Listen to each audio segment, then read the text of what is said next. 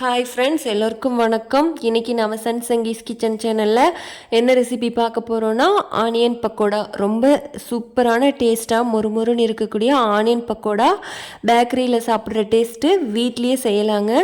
ரொம்ப ஈஸிங்க. வாங்க எப்படி செய்யலான்னு பார்க்கலாம். இதுக்கு நாம் 5 பெரிய வெங்காயத்தை தோல் உரிச்சிட்டு நல்லா கழுவிட்டு இது மாதிரி ஸ்லைஸாக சீவி எடுத்து வச்சுக்கலாம். இது மாதிரி சீவி எடுத்து வச்ச பீஸ் எல்லாம் கட் பண்ண பீஸ் எல்லாத்தையும் ஒரு நாம் அகலமான பாத்திரத்தில் போட்டுக்கலாம். ஏன்னா அகலமான பாத்திரத்தில் போட்டோன்னா தான் நல்லா பிசைஞ்சிக்க முடியும். எல்லா பீசஸையும் அதில் கொட்டிக்கலாம். அடுத்து இது கூட நம்ம இஞ்சி போட்டுக்க போகிறோம். இஞ்சி நம்ம தட்டுற கல்லில் வச்சு நல்லா இஞ்சியை தட்டி அதுக்குள்ளே போட்டிருக்கோம். அடுத்து பச்சை மிளகாய் ஒரு 5 பச்சை மிளகாவை அதே மாதிரி நல்லா தட்டி போட்டிருக்கோம்.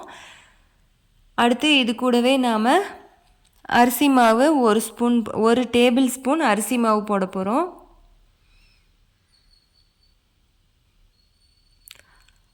ஒரு டேபிள் ஸ்பூன் போட்டு அடுத்து இது கூட நம்ம கார்ன்ஃப்ளவர் ஒரு அரை டேபிள் ஸ்பூன் போட போகிறோம். அடுத்து கருவேப்பிலையை குட்டி குட்டி பீஸாக நம்ம கட் பண்ணி அது கூடவே சேர்த்துக்கலாம். கருவேப்பிலை நிறைய போட்டுக்கலாம். அப்போ தான் குழந்தைங்க இந்த ஸ்நாக்ஸ் சாப்பிடும்போது எடுத்து போடாமல் அப்போ தான் எல்லா கருவேப்பிலையும் அவங்க சாப்பிடுவாங்க. கருவேப்பிலை உடம்புக்கு ரொம்ப நல்லது தானே, எல்லாருமே சாப்பிட்லாம் தானேங்க. இதே மாதிரி குட்டி பீஸாக கட் பண்ணி போட்டுக்கோங்க. அடுத்து இதுக்கு நாம் கடலை மாவு ஒரு 1/4 கிலோ கடலை மாவு நாம் இது கூட சேர்த்திக்க போகிறோம். அது கூட போட்டுக்கலாம்.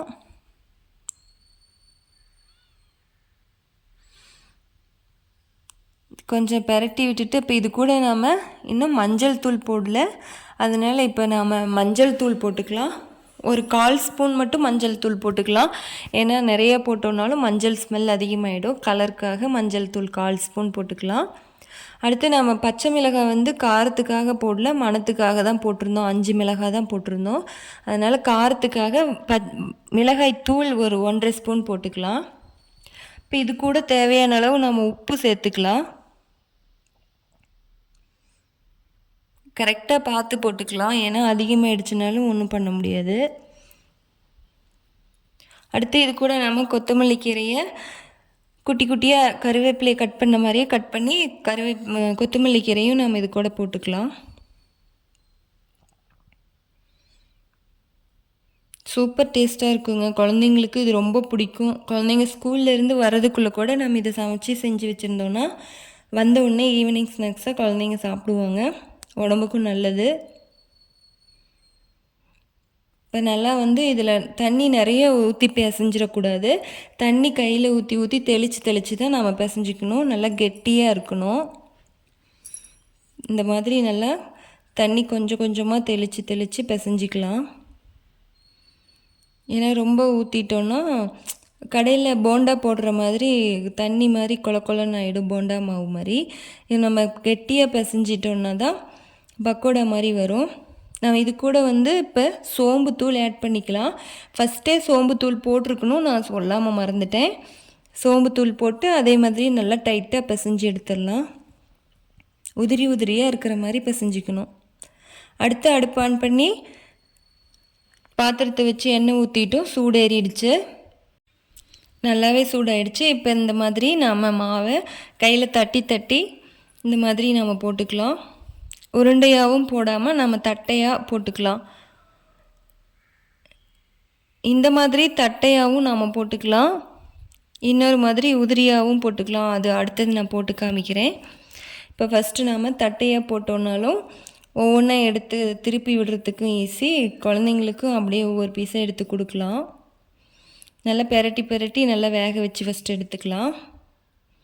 அடுப்பு நெருப்பு கம்மியாக தீ வச்சுக்கோங்க. ரொம்ப அதிகமாக தீ எரிஞ்சதுன்னா சீக்கிரமாக தீஞ்சு போகிறதுக்கு பார்க்கும்.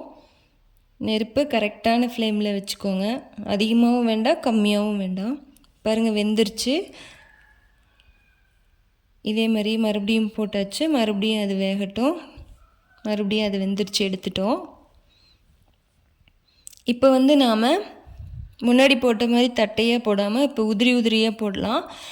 அப்போ தான் ஆனியன் ஸ்லைஸாக ஒவ்வொரு பீஸாகவும் அப்படியே சூப்பராக வெந்திருக்கும். இதை பக்கோடா மாதிரி சூப்பராக இருக்கும், மொறுன்ட்டு செம்மையாக இருக்கும். அப்படியே மழை பெஞ்சிட்ருக்கும்போது இது சாப்பிட்டோன்னா அவ்வளோ டேஸ்ட்டாக இருக்கும், மொறுன்னு இருக்கும், சூப்பர் டேஸ்ட்டாக இருக்கும் ஃப்ரெண்ட்ஸ்.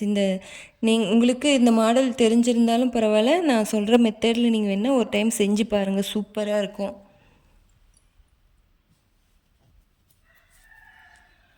இதே மாதிரியே உதிரியாக போட்டுக்கோங்க. ஆனியன் பீசஸ்லாம் தனித்தனியாக இந்த மாதிரி இருக்கணும், அப்போ தான் அது நல்லா மொறுன்னு இருக்கும். எனக்கு இந்த மாதிரி போடுறது தான் ரொம்ப பிடிக்கும். ஃபஸ்ட்டு தட்டையாக போட்டது குழந்தைங்க கேட்டாங்கன்னு சொல்லி சும்மா இந்த மாதிரி போட்டு கொடுத்தேன். இந்த மாதிரி உதிரியாக போட்டோன்னா சாப்பிடவும் சூப்பராக இருக்கும், சீக்கிரமாகவும் வெந்துடும். பாருங்கள், மொறுன்னு சூப்பராக இருக்குது, பார்க்கவே நல்லாவே கிறிஸ்பியாக இருக்குது. சூப்பரான ஈவினிங் ஸ்நாக்ஸ் ரெடி ஆகிடுச்சுங்க.